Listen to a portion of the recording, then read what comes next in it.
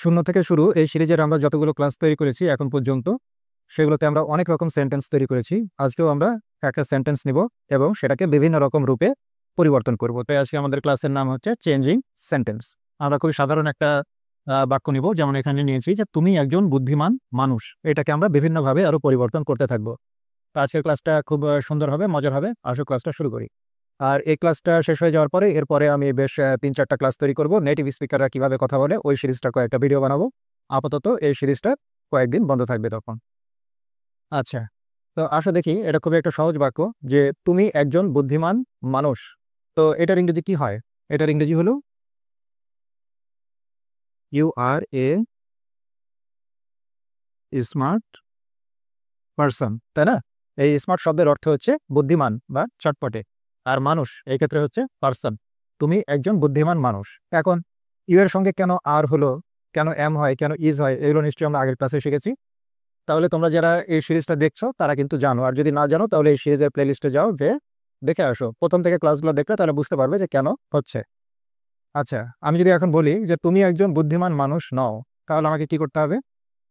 এই নোটের পরে আমাকে লিখতে হবে you are not a smart person, এরকম। আচ্ছা, তো আমি যখন বলছি you are not a smart person, এর অর্থ কি? নেগেটিভ হয়ে যাচ্ছে বাক্যটা, কিন্তু অর্থ কিন্তু পরিবর্তন হয়ে যাচ্ছে। আমি যদি অর্থ পরিবর্তন না করে যদি চেঞ্জ করতে চাই, তাহলে আমার কথাটা কেমন হবে? যে তুমি একজন বোকা মানুষ নও, তাই না? তাহলে তার ইংরেজি কি হবে? বোকা মানুষের ইংরেজি কি? ফুল। তাহলে আমরা লিখবো যে কি, ইউ আর নট এ ফুল। এই যে ফুল, এটা কিন্তু অ্যাডজেক্টিভ এবং নাউন উভয় হিসাবে ব্যবহার হয়। এখানে নাউন হিসাবে ব্যবহার হয়েছে। এর অর্থ হচ্ছে বোকা মানুষ। ফুল অর্থই হচ্ছে বোকা মানুষ। আচ্ছা, এখন যদি আমি প্রশ্ন করি যে তুমি কি একজন বুদ্ধিমান মানুষ, তুমি কি একজন বুদ্ধিমান মানুষ যদি প্রশ্ন করি, তাহলে আমাকে কি করতে হবে? আমরা জানি যে অক্সিলারি ভার্ব যেটা থাকে এটা সাবজেক্টের সামনে আনতে হয়, তাই না? তাহলে আমরা কি লিখবো? যে are you a smart person, তুমি কি একজন বুদ্ধিমান মানুষ? প্রশ্নটা যদি আমি করি নেগেটিভ অর্থে, যে তুমি কি একজন বুদ্ধিমান মানুষ নও, অর্থাৎ নো চলে আসলো, তখন আমাকে কি করতে হবে? এই আর কে করে দিতে হবে হচ্ছে আরেন্ট। আর নট থেকে হচ্ছে aren't. Aren't you a smart person, তুমি কি একজন বুদ্ধিমান মানুষ নও, এরকম। আচ্ছা, তাহলে এগুলো চেঞ্জ করা হয়ে গেল। এখন আমি যদি বলি যে একজন বুদ্ধিমান মানুষ হও, অর্থাৎ আমি তোমাকে উপদেশ দিচ্ছি বা আদেশ দিচ্ছি, তখন কি করতে হবে? যে একজন বুদ্ধিমান মানুষ হও, তখন আমাকে যেহেতু এখানে হও আছে, আমাকে লিখতে হবে be a smart person. Be a smart person, এই যে হও, এ হওয়ার ইংরেজি হচ্ছে be. Be a smart person. তাহলে এই পর্যন্ত হলো। এখন আমাকে বোর্ডটা মুছতে হবে, তারপরে আবার দেখাচ্ছি পরেরটা।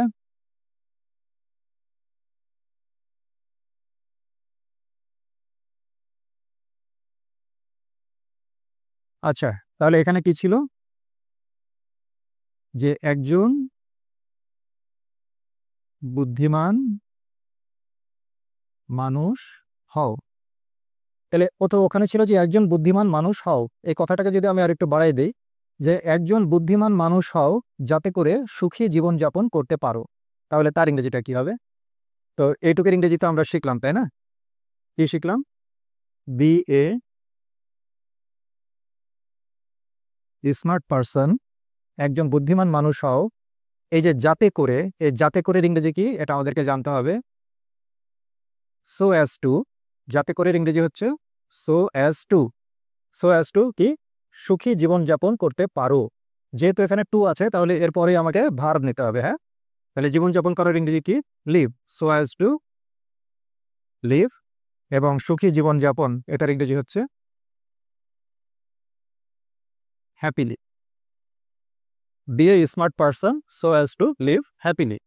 একজন বুদ্ধিমান মানুষ হও যাতে করে সুখী জীবনযাপন করতে পারো। আচ্ছা, এখন এখানে বলছে যে দয়া করে একজন বুদ্ধিমান মানুষ হও।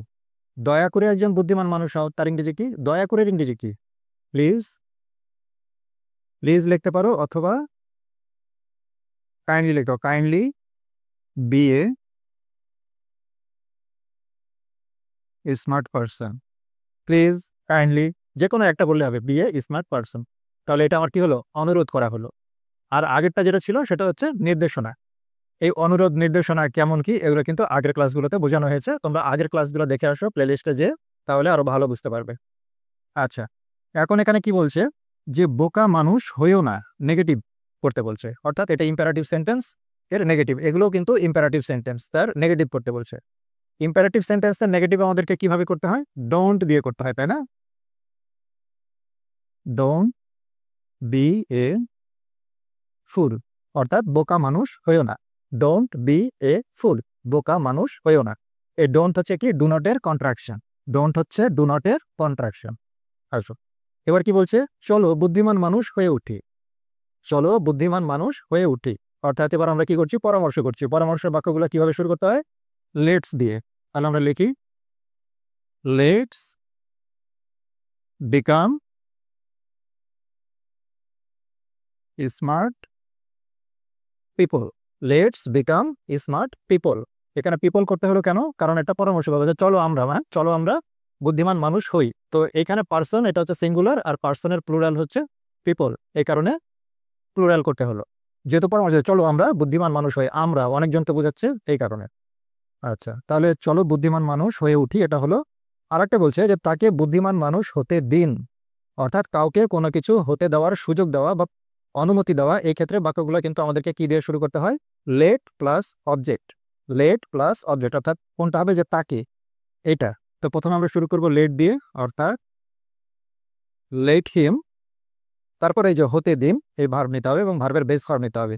লেটের পরে ভার্বের বেস ফর্ম হয় let him be a smart person.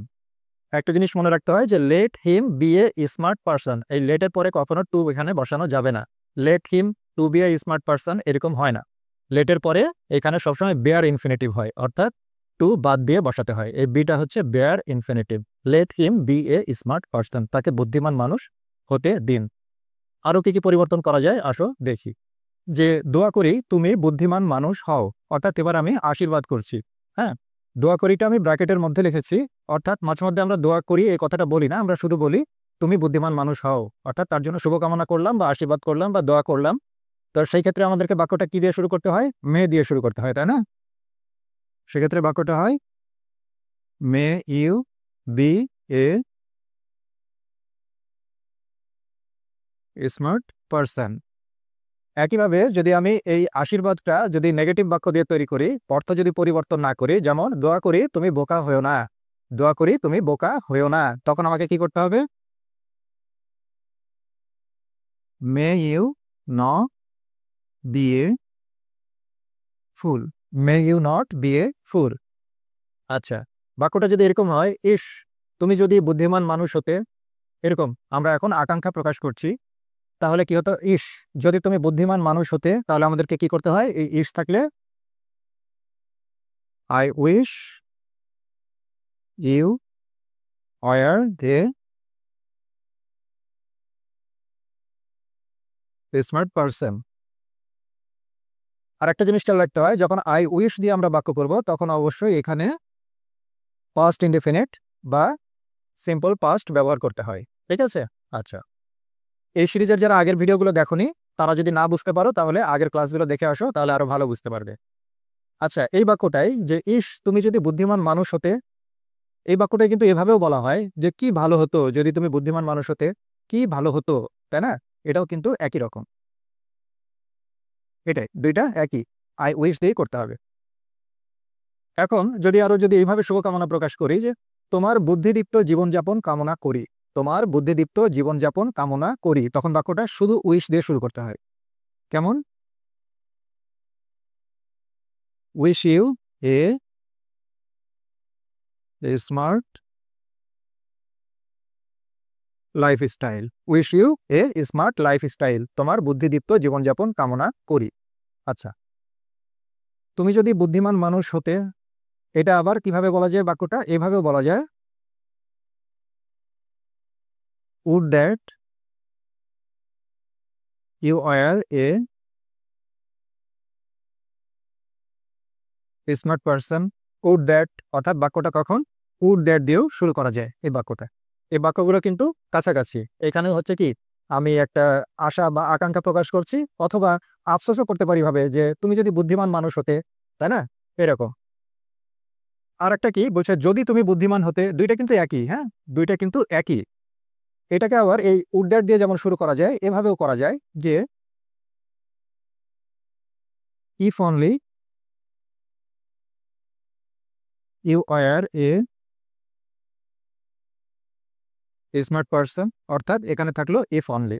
একই বাক্যকে যদি বিভিন্নভাবে করা শিখতে পারো, তাহলে কি ইংরেজি করাটা অনেক সুবিধা হয়ে যাবে, তাই না, সহজ হয়ে যাবে। এই জন্য আমি দেখাচ্ছি। এখন প্রশ্ন হলো, দুইটাতে একই অর্থ প্রকাশ করছে যে তুমি যদি বুদ্ধিমান হতে, বা যদি তুমি বুদ্ধিমান হতে, তো একটা উড দ্যাট দিয়ে শুরু করছি, একটা ইফ অনলি দিয়ে শুরু করছি। কেন? কারণ হলো উড দ্যাট দিয়ে যতটা আকাঙ্ক্ষা প্রকাশ পায়, ইফ অনলি দিয়ে তার চাইতে অনেক বেশি জোরালো আকাঙ্ক্ষা প্রকাশ পায়। এই দুইটাই হলো উড দ্যাট এবং ইফ অনলি এর মধ্যে পার্থক্য। ঠিক আছে, ওকে।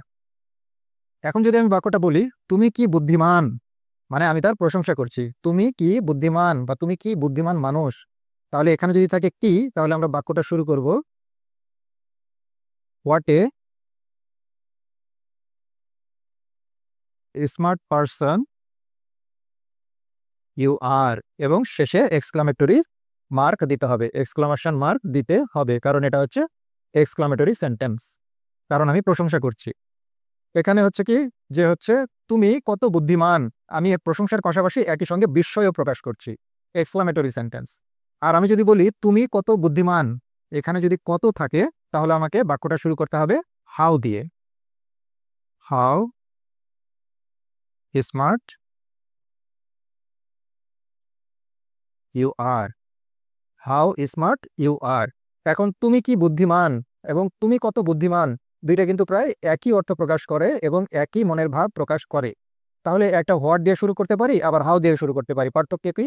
যখন আমি হোয়াট দিয়ে শুরু করব, তখন তারপরে এ থাকবে, এবং এই যে এখানে অ্যাডজেক্টিভ প্লাস নাউন এরকম থাকবে, পরে থাকবে সাবজেক্ট আর ভার্ব। কিন্তু যখন আমি হাউ দিয়ে শুরু করব, তখন তার সঙ্গে এ নেওয়া যাবে না, এ আর্টিকেল থাকবে না, সরাসরি থাকবে হচ্ছে একটা অ্যাডজেক্টিভ, এবং এরপরে কোনো নাউন থাকবে না। হাউ দিয়ে শুরু করব, অ্যাডজেক্টিভ থাকবে, কোনো নাউন থাকবে না, তারপরে সাবজেক্ট এবং ভার্ব যেটা থাকার সেটা থাকবে, এক্সক্লামেশন মার্কগুলো থাকবে। তাহলে এই ছিল হচ্ছে আমাদের চেঞ্জিং সেন্টেন্স।